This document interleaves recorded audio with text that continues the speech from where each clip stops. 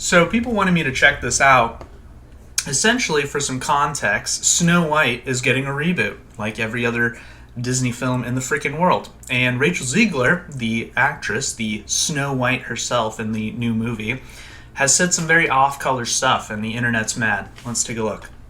Actress that plays Snow White is getting roasted alive by the public, particularly here on TikTok, and the media wants you to think that it's because of racism. But this is the truth. Last week... So I hate that, first of all, just before we get into it. Racism as, like, the trap card. Like, seriously, we're in, like, Yu-Gi-Oh's world, and Yu-Gi is like, trap card, racism, when he's backed in a corner, because that card, most people are going to be like, Jesus, okay, like, I'll just drop it. And it kind of is like a form of gaslighting. And it's actually a pro-PR move to just gaslight the public and try to flip the problem on them and make them think they're at fault. But I just hate it. I hate when, media and just people in general, especially if something isn't racist at all and there's no racist connotation behind it, but racism is always used as, the leading factor to try to win an argument. It's scummy, right? It's kind of annoying. This clip of the actress went viral. I just mean that it's no longer 1937, and we absolutely wrote a Snow White. She's not going to be safe with a prince, and she's not going to be dreaming about true love. She's dreaming about becoming the leader she knows she can be. And TikTok... Ooh, so she got girl boss energy. She got big labia energy. Am I allowed to say that? I don't know. But it definitely has that girl boss attitude, right? Which, I mean, a lot of Disney movies try to include this nowadays, right? The girl boss, super savior, right? They try to shove that down your throat, which is kind of annoying, right? Nobody likes to see this because it comes off as like a political statement instead of just a classic Disney movie, and that's the problem with this stuff. Exploded with thousands of posts criticizing the actress. And no matter what the criticisms were that came from fans and audiences, Hollywood and the media did what they do best. They spun the story, insisting the problem isn't with them and what they've created, the problem is with you. And I'll say it again, right? It's a political statement. Instead of trying to create a good piece of content, a good piece of entertainment for somebody to enjoy, you essentially are trying to form a disguised way of getting a political belief down somebody's throat. Now, I don't have a problem with, woke culture, right? I think it's cringe to even say that. Like, I don't care what people believe in. Believe in whatever you want. But don't put it in a Disney princess movie. You just come off as like such a scummy person doing that. You're a racist, or a sexist, or not progressive enough, or even worse, you're a dwarf lover. Gross. Because apparently in 2023, dwarves don't have a place in movies and media. And all of this just shows how out of touch Hollywood and the media are with their core customer base. You, the viewer, audiences. So in order to understand how we got here, let's break this down frame by frame. First, fans were upset that Snow White was cast by a Colombian-American actress. And when people brought up the fact that this did change the princess's iconic look, okay, so people basically brought up, hey, like she has more tan skin than Snow White, right? So I can see how there would be like this easy way to flip the script and make it seem racist because she is like Latina, right?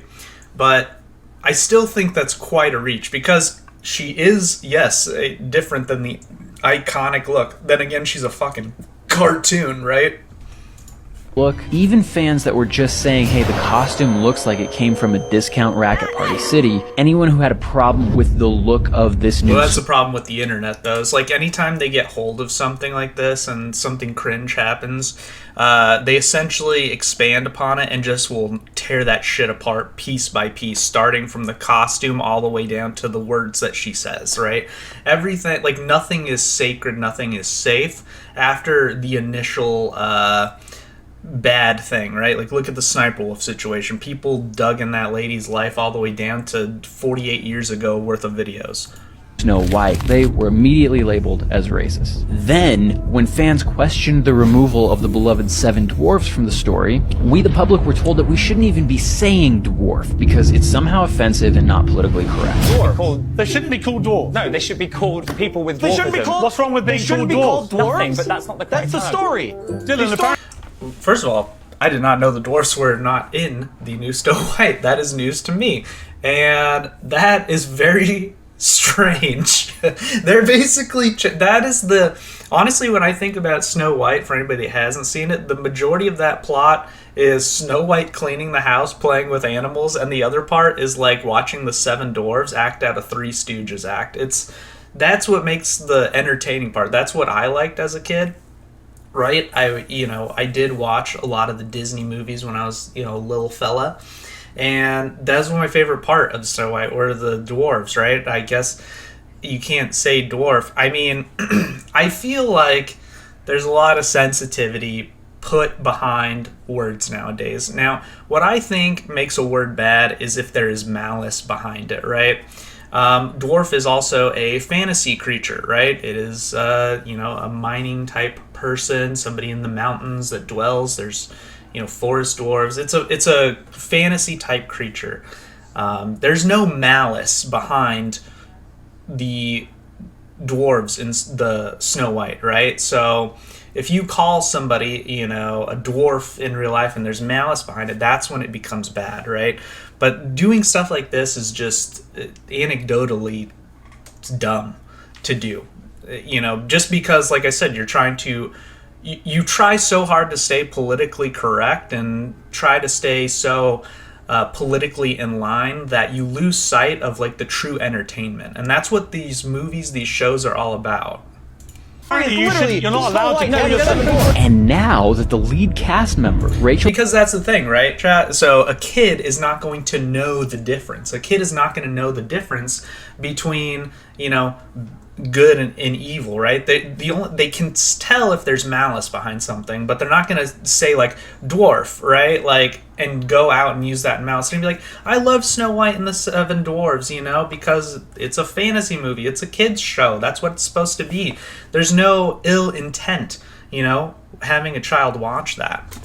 Rachel Zegler said that this isn't 1937 anymore, and the whole story needs to be refreshed. It begs the question, why even remake something if it was so problematic in the first place? Because Rachel Zegler was also quoted saying, ours is the PC Snow White, because it needed that. Our version is a refreshing story about a young woman who has a function beyond... See, that's the thing. That's what I hate so much. Who is the moral arbiter that decides that it needed that?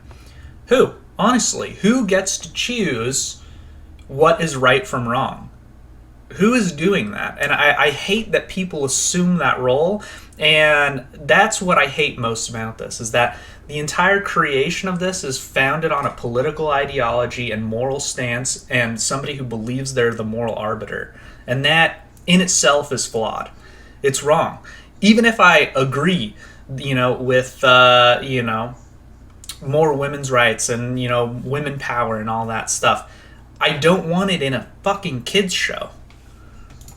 Someday, my prince will come. And after that quote, TikTok blew up with posts from creators voice. Not to mention, if I go in the other room, my wife is sitting in there.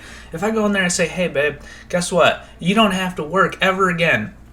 You can just stay home, you can do the dishes, hang out around the house, just do house chores, and you're good. She'll quit her job tomorrow. I would do that. It's not a girl thing. That's just a human thing. I would love to be a lazy piece of shit or just, scoof off around the house. I don't want to go to work. I mean, who does? She doesn't want to be the CEO of her, work. She doesn't want to climb the ladder. She's just trying to get through the damn day. Not every person, not every woman, not every male wants to be the leader of their industry, and they don't have to be. And that's why the girl boss attitude is annoying, because it's like, shut up, like, I don't want to do that, don't force your ideas on me. You can do that, but don't force it on me.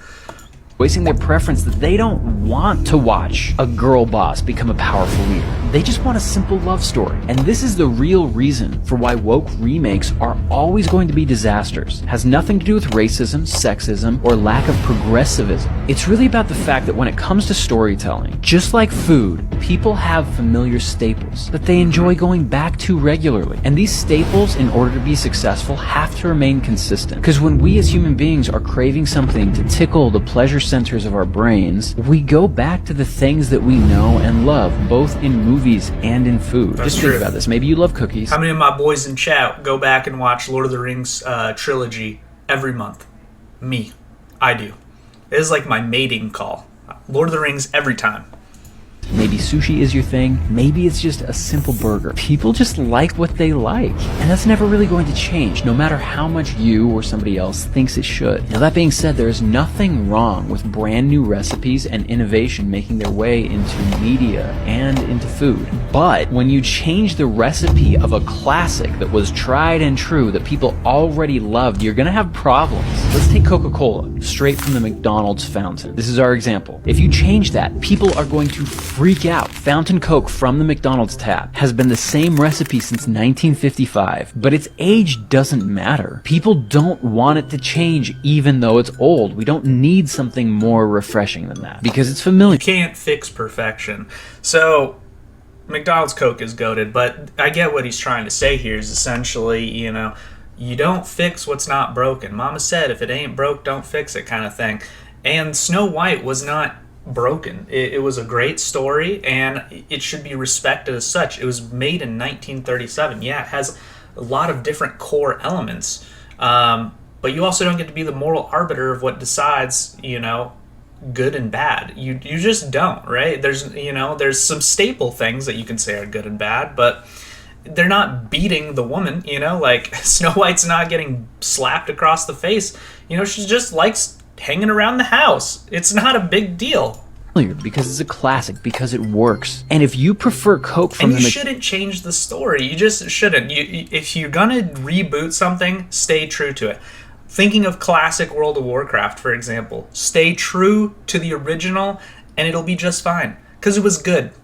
McDonald's tap, it doesn't necessarily mean that you hate Pepsi. You just don't want somebody forcing you to drink Pepsi and telling you that that's better than the Coke that you knew you wanted. You can like both of them and just be in the mood for McDonald's Coke right now. And the same is true in movies. But Hollywood and the media don't want to admit this, and they want you to think that this new version of Snow White isn't being accepted because of hatred, because of bigotry, because of the patriarchy, because of everything else that they say is wrong with society. But the reality is much simpler. There are just staples within storytelling and within the stories that we're all familiar with that shouldn't be altered if we want these pieces of media to be successful. These staples include things like... Yeah, that's the thing, is people just want a Snow White story. When I go, you go look at Mulan, that has a lot of girl boss elements to it. They got rid of fucking Mushu. Like, what are you doing? Mushu was like, he was the goat of, for me at least, of the Disney princess movies, and he's gone. So, looking at Snow White, people just want the classic. They want the story. If you're going to do it in live action, cool, but keep the elements the same. Keep the story the same. It has to be consistent.